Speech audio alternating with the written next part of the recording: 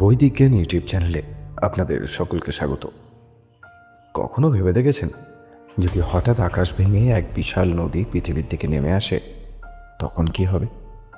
সব কিছু ভেসে যাবে, সভ্যতা মুছে যাবে, পৃথিবী হয়ে উঠবে এক মৃত্যুপুরী।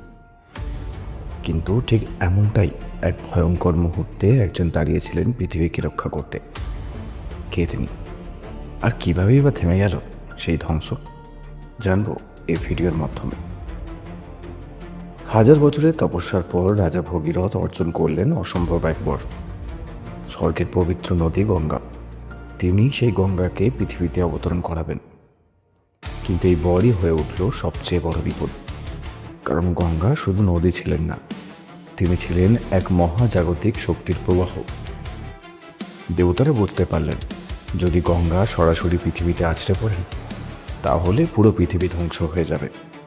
এটা হবে এক ভয়ঙ্কর কসমিক ডিজাস্টার। তখন সবার একটাই ভরসা, দেবাদিদেব মহাদেব।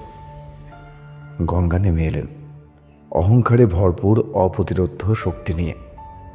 তার গতি ছিল বজ্রের মতো, তার প্রবাহ ছিল ধ্বংসের মতো। কিন্তু ঠিক তখনই শিব তার জটা মেলে ধরলেন। অসংখ্য পাকানো চুলের জালে গঙ্গা হারিয়ে গেলেন। তখন গঙ্গার ভয়ঙ্কর গতি থেমে গেল, তার শক্তি শান্ত হয়ে এলো আস্তে আস্তে। আর ধীরে ধীরে তিনি পৃথিবীতে নেমে এলেন জীবন হয়ে। এখন ভাবুন, এটা কি শুধু গল্প, নাকি এখানে লুকিয়ে আছে গভীর কোনো সত্য?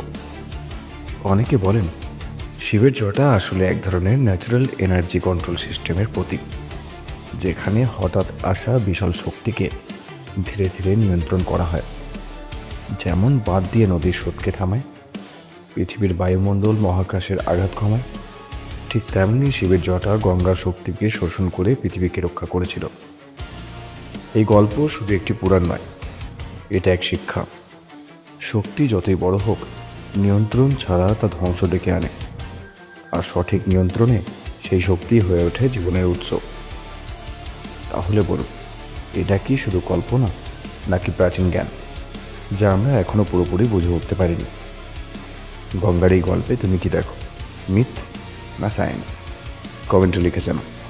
আর এমন রহস্য জানতে চ্যানেলটিকে সাবস্ক্রাইব করে রাখুন।